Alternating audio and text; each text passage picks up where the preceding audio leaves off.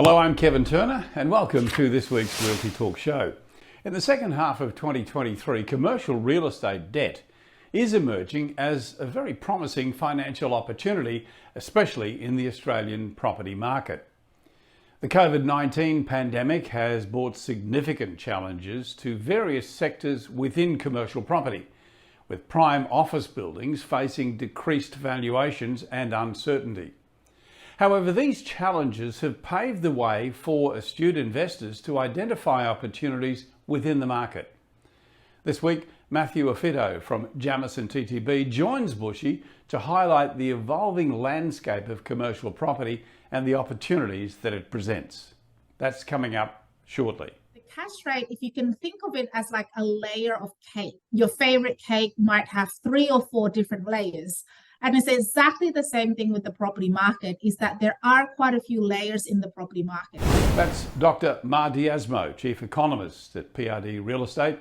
And in her catch-up with Bushy this week, she draws from the recently released Australian Economic and Property Report 2023 and dissects the complex interplay of variables that drive property trends, locational disparities, and the wider implications and opportunities within this dynamic sector.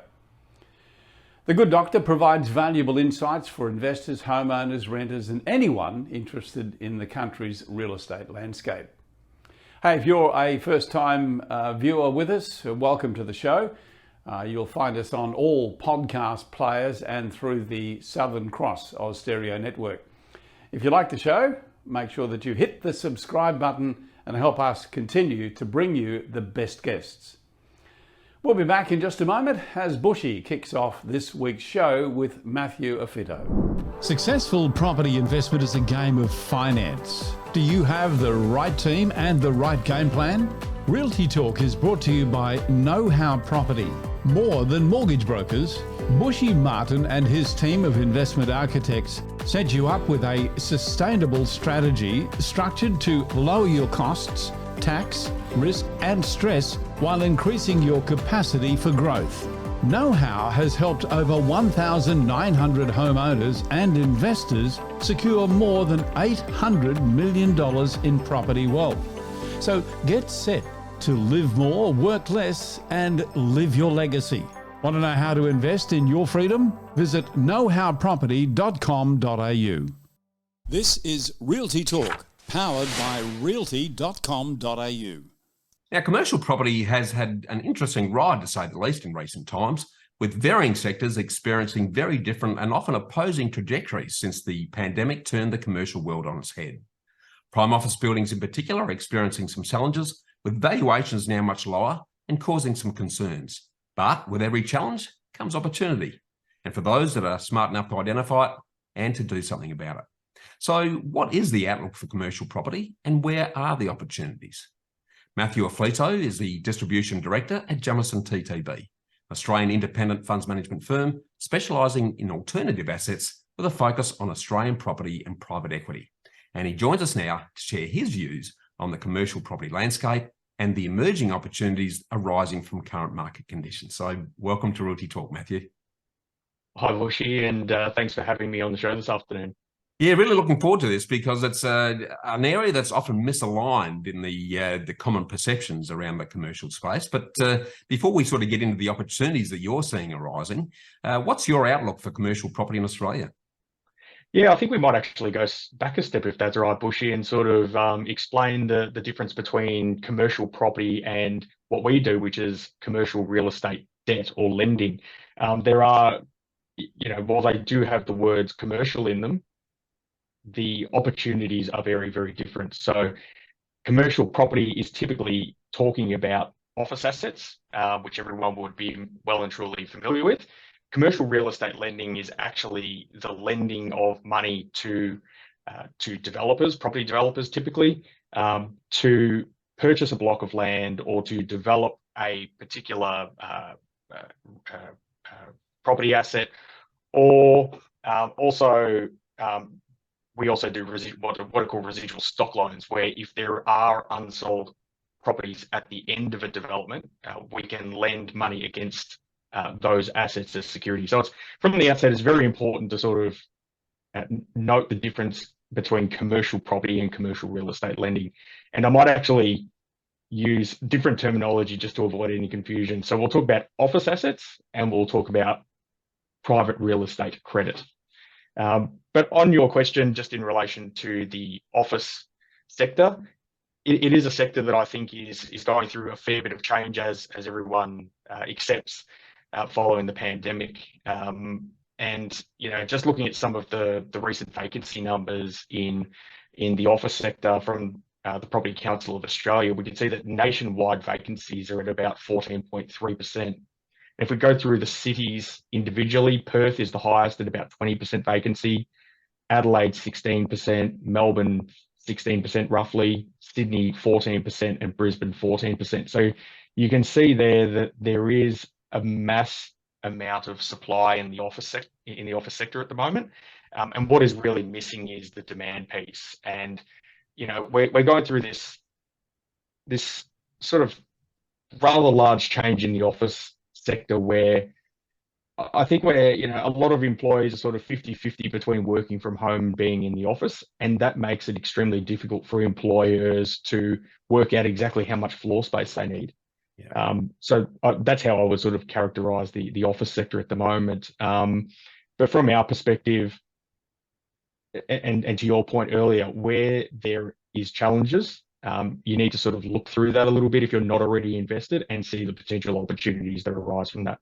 Well, that's a perfect segue. Yeah, you've sort of outlined the challenges pretty well in the sector. Where are the investment opportunities in all of this? Yeah, so I mean, we look across the entire real estate spectrum. So we are looking at residential property, lending against residential property, lending against office property, lending against industrial property, and there's a whole bunch of sort of subsectors as well that aren't often spoken about, like NDIS, disability accommodation, medical assets. We look at the whole gamut, and what we're really trying to identify from the outset is whereabouts, in what sectors and in what localities are the really good quality real estate assets that we want to lend against. Yeah. Given the challenges in the office sector at the moment, we're sort of seeing less opportunity in that space at the moment. Especially in prime CBD real estate where the vacancies are typically higher. Yep. But that's not to say that we wouldn't invest in office. At the end of the day, you need to sort of take each opportunity on its merits, and work out what the risk and return equation looks like, and work out whether you're being fairly compensated for the risk that you're taking on. So, and in fact, we're actually actively looking at a office lending proposition here in Melbourne at the moment, which is potentially offering returns to investors of 20% north of that, with equity upside on top of that, for what is really not a massively risky proposition. So that's what we like to do at Jameson TTB, is we're looking for opportunities where the risk and return metrics don't really match. So where you're getting a lot more return for relative to the risk that you're assuming as an investor. Yeah, very well said. So just to put some shape around that then, Matthew, what sort of returns can be anticipated in the space? Yeah, so not only do we invest across all of the real estate sectors, we also invest up and down the capital stack. And what does that mean for the average investor? It means that we can shape and customize a particular investment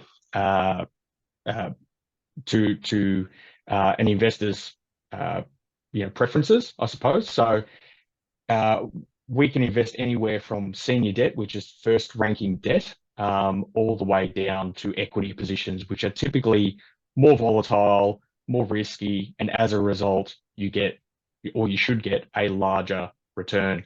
But to put some numbers around that, in the current market, if you're looking at first ranking senior debt opportunities, you're probably looking at sort of 10 to 12% per annum returns on your money.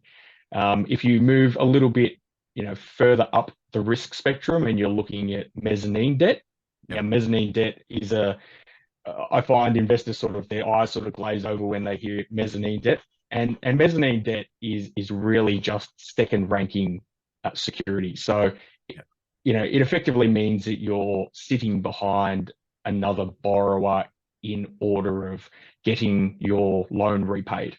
And for taking on that additional risk, you can sort of get high teen returns. So you're looking at sort of 18 to 20% returns in the current market. Yep.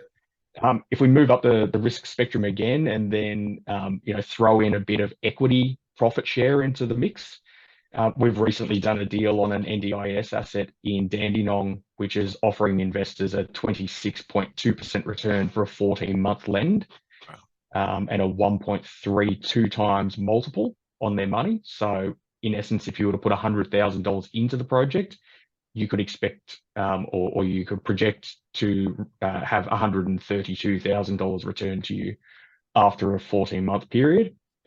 And then at the very risky end of the spectrum is equity, where we're looking at returns of, we'd expect returns of north of 30 to 40% in order to take an equity position in the project. They're very healthy returns, but as you sort of touched on, there's a risk-reward exercise that investors need to get their head around. So That's right. Tell us, how can investors get involved in the private credit space then, Matthew? Yeah, so private credit is a bit of an opaque market, and it's typically been the domain of institutional and family office investors in the past. But it is going on this structural change where it will become a larger portion of lending in Australia, and as a result, probably a larger portion of investor portfolios moving forward. And that's not a bad thing, because there are a lot of positives that real estate private credit can bring to portfolios. It can bring reduced volatility in an equity or share-heavy portfolio, and obviously potential, return benefits as well if you're lending your money out and getting, 10, 12% returns plus on your money. But the key thing is to have a relationship with a fund manager who plays in this space. Jameson TTB is one of them. We have a wholesale license, which means that we can only take or offer out investment opportunities to wholesale investors under the Corporations Act. Yeah. So the investor on the other end of the phone line or on the other side of the table has to be a qualified wholesale investor. Yeah. And what that means is that you need to have, in essence, more than $2.5 million of net assets, or $250,000 of gross income for the last 2 financial years. Yeah, so we're talking sophisticated investors in the typical classification, but That's correct. Still some pretty serious opportunity there. And I really want to thank you for taking the time to share these insights, Matthew. And it's clear from our conversation that real estate private credit or commercial real estate debt, however you want to call it, is definitely one of the sleeper investments in Australian property. So I want to thank you for sharing with us on the show today. No worries at all, Bushy. And thanks again for having me on the show. Thanks, Matthew. Property deductions can save you thousands of dollars each year. To make sure you maximise deductions, you need to work with the most experienced quantity surveyor in the country. BMT Tax Depreciation is the leading specialist in the industry. They've completed over 700,000 tax deduction schedules for residential investment and commercial properties Australia-wide. BMT guarantee to find double your fee in the first full financial year deductions. Call BMT on 1300 728 726 today for an obligation-free quote. Hi, just before we go back to the show, I want to spend a few seconds and tell you about a book that was sent to me that's now become my go-to reference when I'm looking for inspiration about property investment. Sometimes it's not about knowing all the answers. It's certainly more important to know what questions to ask. This book by Rusty is called The Property Wealth Blueprint, and it's one that you don't read just once and then put it away. It stays out as a reference. It's a book that you go back to time and time again, as I do, because it's packed with personal experience and with great examples of how to get property investment right. It's very frank, it's to the point. And as you can see here, I've needed to bookmark several points, and I can tell you that it's a constant companion on my desk here. The remarkable thing is that it's absolutely free on Rusty's website, getrare.com.au. Get Rare. It's a gateway to a richer life. The website there for you again, getrare, rare.com.au. So get this book, get it for yourself. Realty Talk exclusive to the Property Hub. Now, Australia's economy is entering a new phase following 12 consecutive interest rate hikes since May 2022, and with a cash rate currently in a hold pattern at around 4.1%, there's an obvious multiplier effect on every aspect of our lives.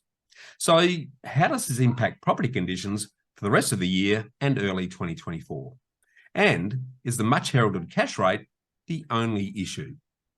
Well, to discuss this and reveal the property factors, trends, impacts, implications and opportunities moving forward, we're joined by the Chief Economist at PRD, Dr Mardiasmo, following the release of their latest Australian Economic and Property Report, which actually aptly portrays the complexities that impact our property trends and how these variables interact with each other to shape our local markets. So to reveal all of this, welcome back to the Property Hub's Realty Talk, Dr. Asti. Hello, thank you so much for having me. And again, as well. Yeah, it's great to have you back. We had a great chat about build to rent some time ago, and really enjoyed reading your most recent report on where we're at and where we're heading. So I guess the obvious question to kick off with that, Dr. Asti, is apart from cash rate impacts, what layers of factors are shaping property conditions, trends and locational variances? Well, this is the one thing that we really wanted to put across in this report. There's a lot of talk in the media that it's all about the cash rate, that the cash rate controls the property market and it impacts every aspect of the property market. In a lot of ways, that is true, because especially from a household budget perspective, because the cash rate or the interest rate that it then translates to does impact people's household budgets, what they can afford, how much they can borrow, what sort of properties that they can access, what sort of properties they can buy. So there is some truth in that. But what we really wanted to put across and really emphasize is that it's not just all about the cash rate. The cash rate, if you can think of it as like a layer of cakes. So, you know, your favorite cake might have 3 or 4 different layers. And it's exactly the same thing with the property market, is that there are quite a few layers in the property market. So the cash rate is your base layer, because it does, like I said before, influence the household budget, how much money you have, how much money you can borrow, you can spend.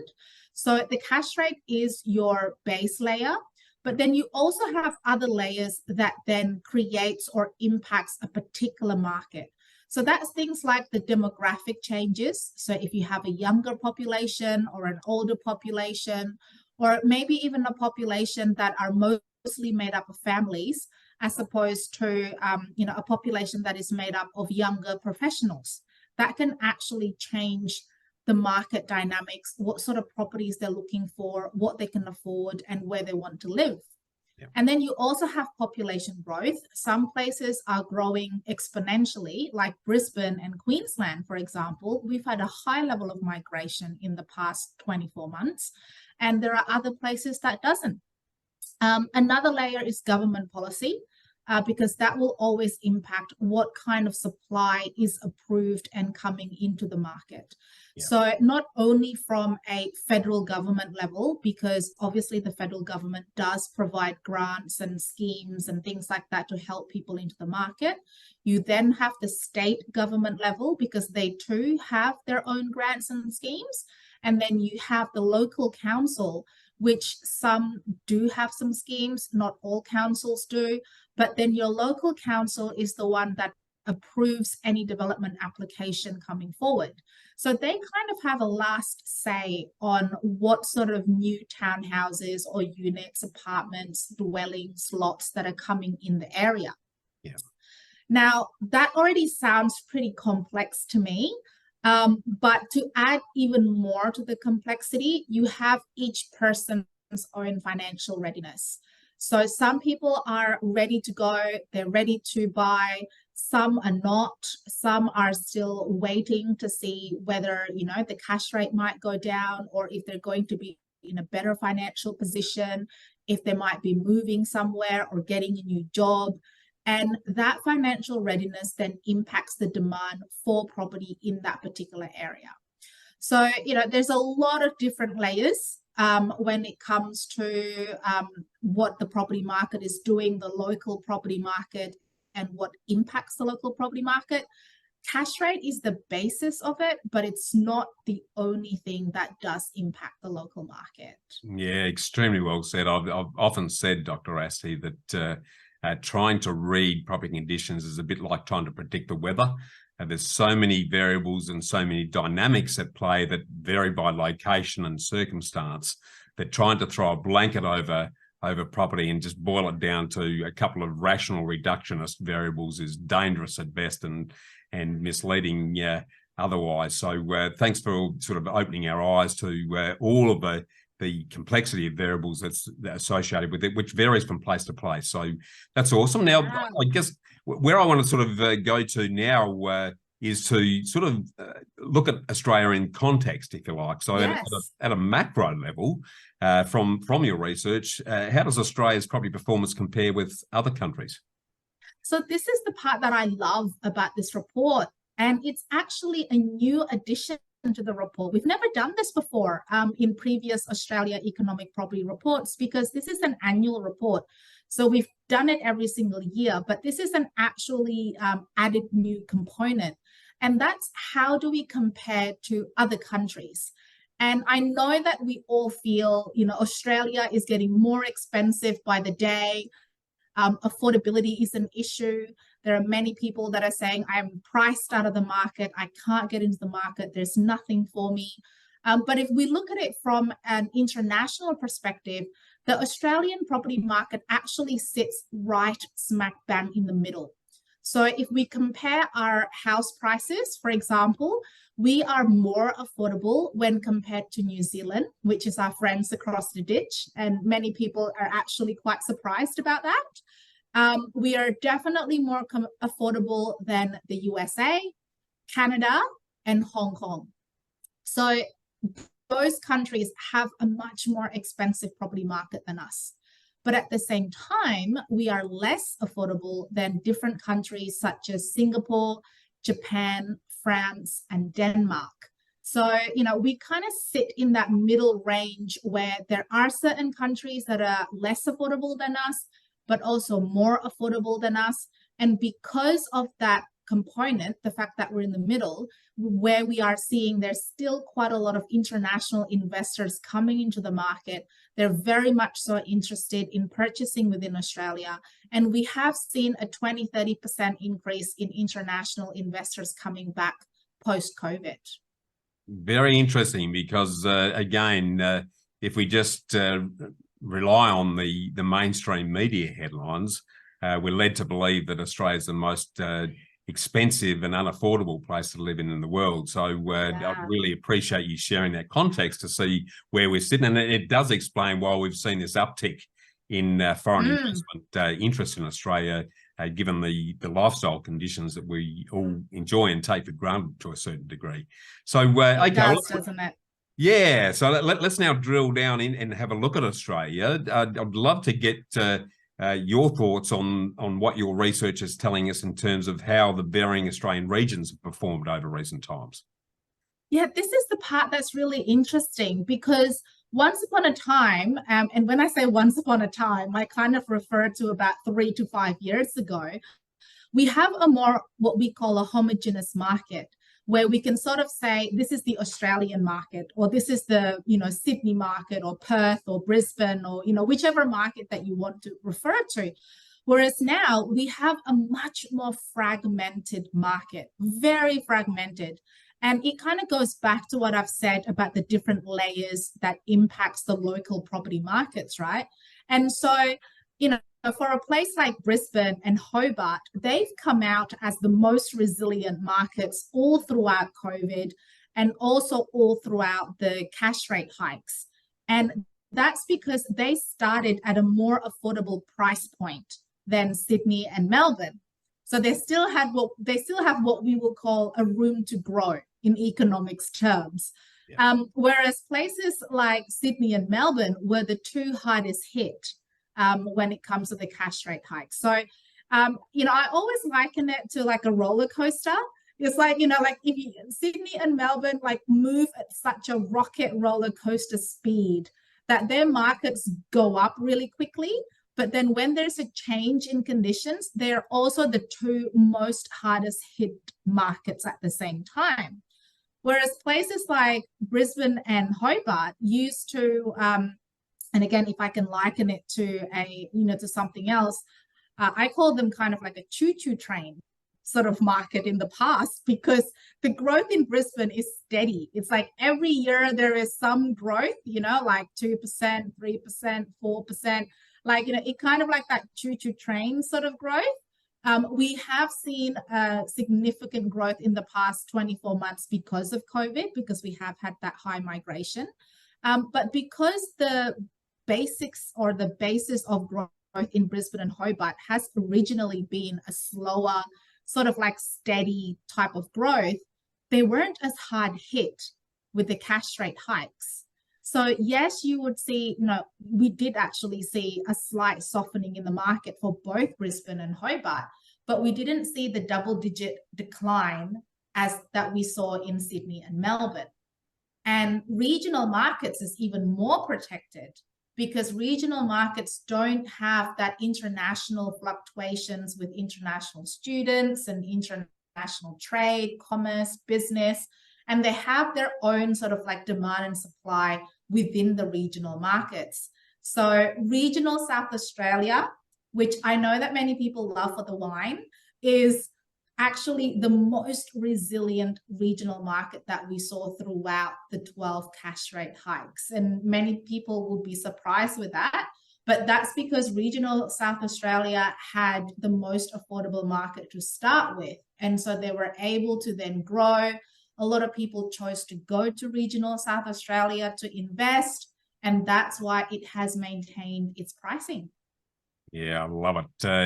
And I think just to reinforce your important point there, that because of those dynamics and variable locational factors that we spoke about earlier in relation to the layer cake that affects property, it's really important, I think. I've often said, Dr. Asti, that referring to the national property market is a bit of a misnomer, because to have a market, you've got to have like-for-like commodities right across the board. And as you and I both know, every property in every street and every suburb is different to every other.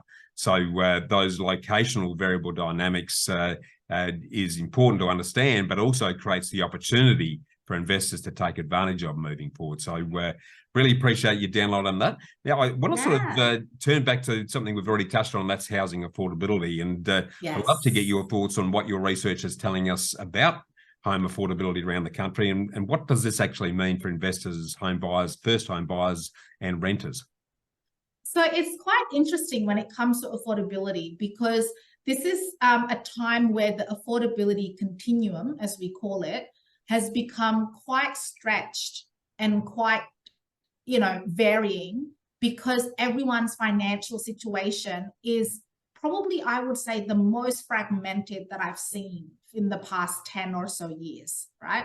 There are people who have owned properties, and so, they were able to take advantage of the very low cash rate, and then they're able to build up their mortgage offset. But then you then have first home buyers who've just entered the market. They took advantage of the government schemes, and they've never seen a cash rate hike in their life. And so they haven't had the time to build their mortgage offset.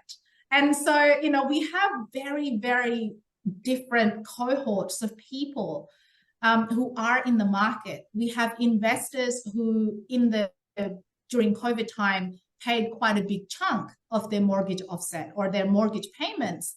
And so even with the higher cash rates, they can kind of still make financial sense of their investment portfolios. But then we also have investors who've chosen to tap out of the market, because even with the cash rate hikes and increasing body corporate council rates, all of those costs, the rental income doesn't quite cut it. So, that financial readiness is one that has really stretched the affordability continuum this time around. Unfortunately, for renters, the affordability part for renters have definitely worsened. Most renters are paying anywhere between 35 to 38, sometimes 40% of their income. And we haven't seen that rate yet in Australia. Although I will say that in comparison to other capital cities around the country, there is slight differences. Like, for example, renters in Brisbane are a little bit better off than renters in Sydney and Melbourne. And if you take that again onto a worldwide scale, our renters are actually better off than, say, renters in London and New York. So, that's where the affordability continuum does become quite stretched. First home buyers have committed to higher levels of debt because of the property prices and also the cash rate increases. But interestingly enough, though, it has kind of worked in favor of first home buyers a little bit. So back in 2022, first home buyers were committing anywhere between 40 to 45% of their income to debt. Whereas now, because the property market has softened slightly, it has gone back down to about 43% as opposed to 45%. It's still high, don't get me wrong. 43% of your income is still very high, but it is better from an affordability perspective as opposed to it going above 45%, and we're seeing a slight reduction. So, it's a little bit of good news and bad news, I would say. In the sense that there is a slight reduction here and there, but then also an increase for the renters, unfortunately. Yeah, well, let's drill into the rental crisis for a minute, because there's been a lot of media talk around the rental crisis and rental trends. So what's your research telling you about that across the country? And in particular, what does that mean for investors? So vacancy rates is the most important identification when it comes to the rental crisis, because the vacancy rate tells us what is the balance between rental supply and rental demand. Yeah. And it is good news and bad news. Again, unfortunately, I'd love it just to be good news, but it's always going to be a little bit of both at the moment. And it's bad news in the sense that our rental market is still very, very tight. So in terms of what people are paying for a 3-bedroom or a 2-bedroom, we've seen a double-digit increase in rental prices all across the country, regardless of whether you're in Brisbane or Sydney or, Adelaide or Perth or Darwin. Yeah. So that's the bad news. The vacancy rates remain tight, although, we have seen, and this is the good news part, is that we've seen slight increases in certain capital cities. Not too much of an increase, about 0.1, 0.2 increases, which is probably not the best for renters because it still means that it's still a very tight market, but it does give them a little bit of hope that there is more investors playing in the market. Now, a lot of investors have come to us and said, look, it's now the best time to invest, again, because of that financial readiness capacity. Between we are, like you said, hearing a lot in the media about the rental crisis. There's a lot of concerns from investors whether the rent freeze is going to come in, what the rent cap is going to do, all of those different policies that it seems to gear more towards renters, right? The one thing that I will say is that all of our vacancy rates across the country is still under 3%. Yeah. And 3% is your healthy benchmark that the Real Estate Institute of Australia have set. That's your medium sort of like equilibrium between rental supply and rental demand. So the fact that we're still below that in anywhere across Australia, sometimes even as low as 0.4, 0.6, means that there's still a lot of room for investors to be playing in. Whether it's regional markets, whether it's capital city markets, the rental demand is still very much there. Yeah, very well said. And, touching on your comments there around the potential rent freezes and rent caps, heaven forbid if the naivety of some of the politicians and levels of government make the mistake of going down that track. But I guess if we're joining the dots between everything we're talking around these issues, you probably don't need to be Einstein to work out what the underlying cause is, but I'd love for you to spell it out for us in terms of the underlying issue at the core of all these property condition issues. So the core of the issue is simply 2 words, Bushy: housing shortage. Housing shortage, very interesting though, because like a lot of people come to me and say cash rate. And as I said before, like, you know, that is a big issue because it does impact your financial readiness. But at the same time, you can be as financially ready as you want. But if there isn't a property that is available, then you're not going to be able to move. You're not going to be able to purchase. You're not going to be able to rent, right? And at the moment, I would say about 90% of the government, you know, schemes, grants, etc., stimulates the demand side of it as opposed to the supply side of it. And even when there is an attempt to stimulate the supply side of it, the one thing that the federal government has done that is in real terms is for the build to rent sector, which we discussed previously. And although that does assist or, you know, kind of has a go at housing shortage, that targets renters. It doesn't target people who are looking to purchase and owner occupiers and families wanting to upsize or even those who want to downsize. So the housing shortage is definitely the big sort of like underlying issue here. But even within the housing shortage, there's probably another whole layer of cakes that we can uncover because, you know, there's different parts of housing shortage. It's not just about volume. Yeah. It's also about location. Yep. And it's also about type in terms of housing diversity, yep. But also type in terms of affordability. Yes. So you have your premium housing, you have your private housing, and then you have your social housing and then affordable housing. So, you know, there's all sorts of different layers as well when we look at housing shortage and what is causing that housing shortage. We all know that there's a construction challenge at the moment. There are some slight improvements in the material costs. And that's because we have builders and developers who have been very innovative in their approach. They've sought out, you know, different suppliers all over the world. We've opened up all our trade and our construction materials, not just from 1 or 2 or 3 different countries, but to the rest of the world now. So that has become more competitive, so more competitive pricing.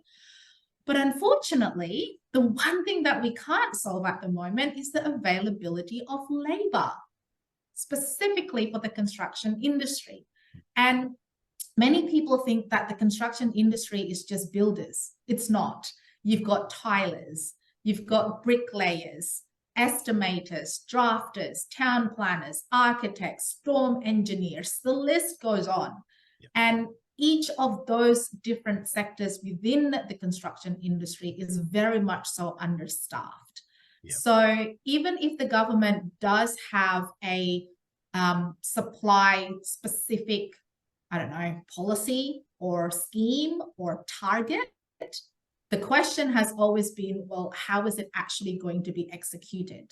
And I've asked this so many times in the past, you know, 3, 4, maybe 6 months, whenever I review a housing strategy plan or, you know, any regional plan or anything like that, is who is actually going to be doing the work?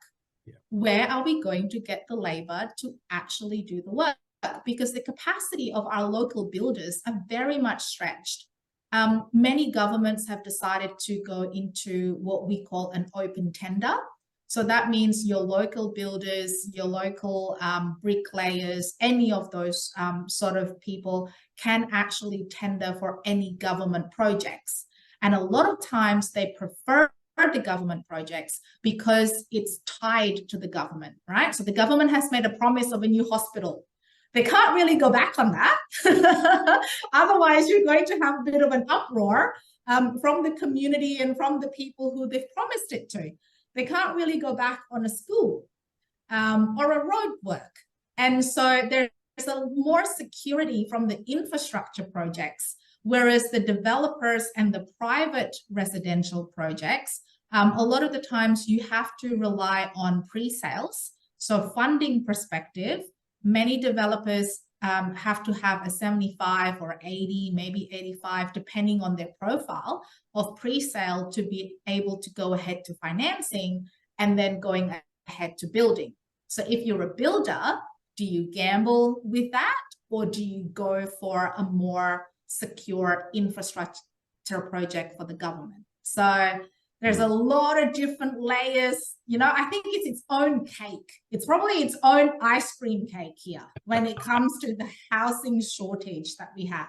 Well, the obvious flow-on question there, Dr. Asti, is how do we solve the housing shortage issue? So there isn't like a silver bullet.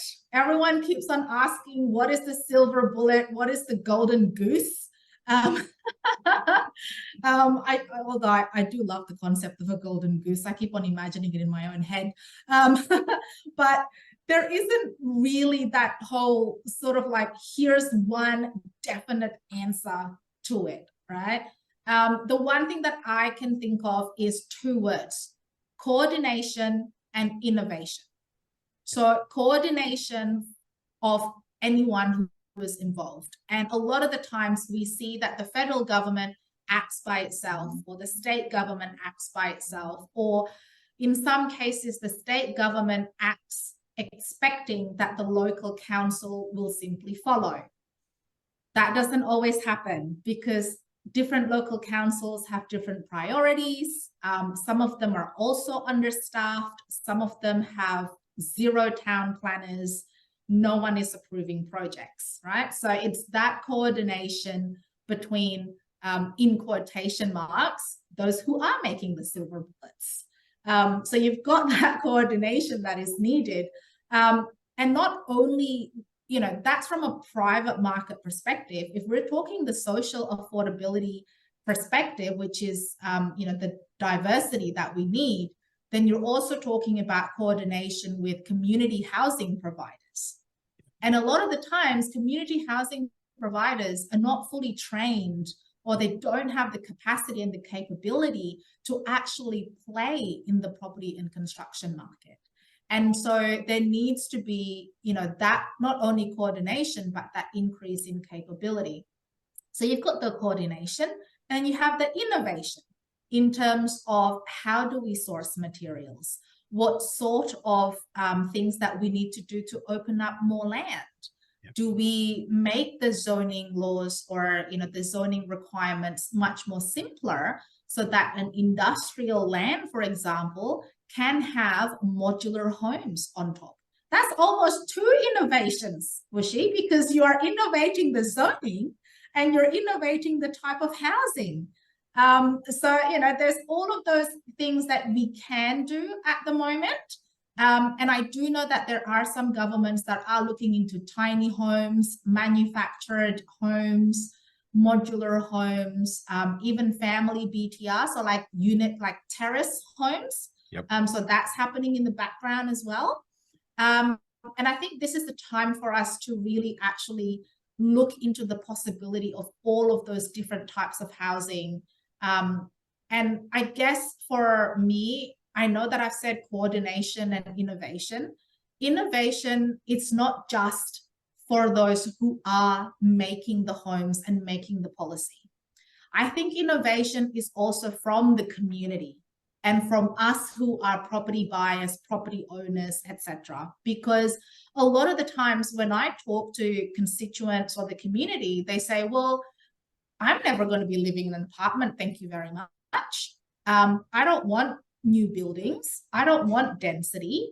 I don't want to be living in a space that it's not 500 square meters with a backyard. Yeah.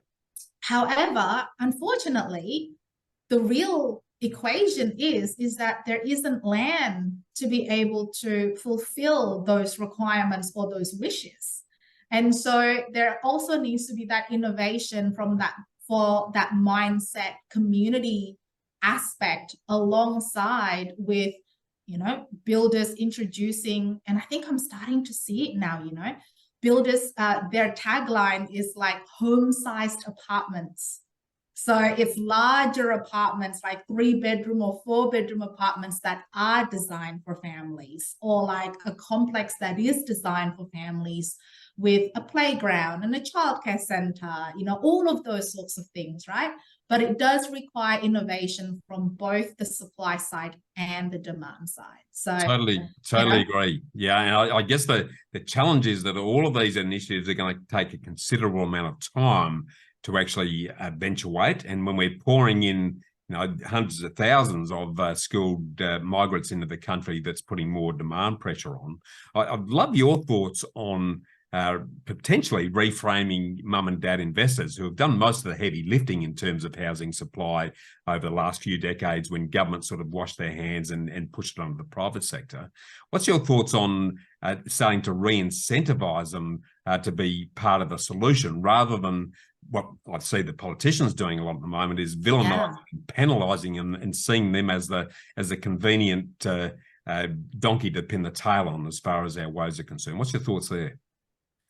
Look, the one thing that I will say is that mum and dad investors are what I see as the main fiber of our rental market, right? Because, it's the way that we have been brought up. It's the way that a lot of us have known how to create equity, how to retire, things like that.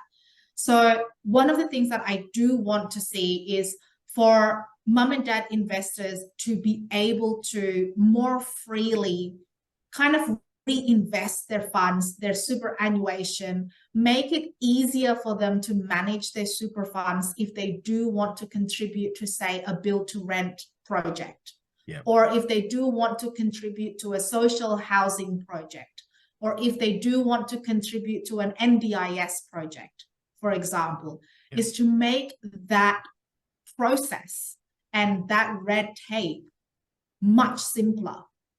So that's number one. But then number two is also from the taxation perspective, because the one thing that everyone talks about is, well, is it going to be worth it? Because if I invest X, Y, Z, I'm going to be double taxed, or I'm going to be hit with this tax and this tax and this tax. Right? And so there needs to be that simplification of taxation, and also in whether it's a simplification of taxation or an incentive of like a discount or a reduction of fees or something along those lines. But whichever one that we go with, it's something that actually makes mum and dad say, oh, okay, I'm not actually going to be punished for this. I'm not actually going to be double taxed. It is actually going to be financially worth it for me. So it's always two things when it comes to incentivizing a cohort of people. It's always making it easier and making it less expensive. Very well said. I sort of want to close now on jumping into your property outlook. Yes, because everyone wants to know what's coming in the future. So I'd love for you to unpack your time to buy a dwelling index and tell us, what is that indicating, and what does this mean for the various classes of property players across the locations as you see it? Well, the best thing is that everyone is moving towards the same goal.